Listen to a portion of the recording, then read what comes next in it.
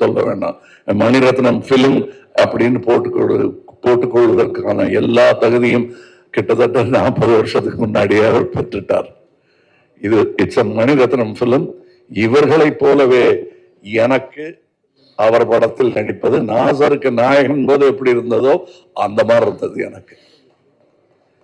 ஏன்னா நான் பார்த்த அந்த இளைஞர் மணி இன்னைக்கு ஞானியாக, சினிமா ஞானியாக மாறி இருக்கிறார்.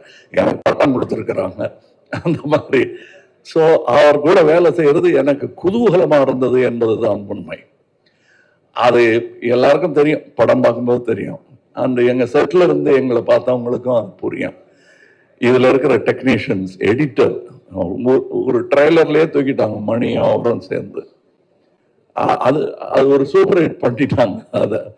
அதெல்லாம் நல்ல சிறந்த டெக்னீஷியன்கள், பதட்டம் இல்லாமல்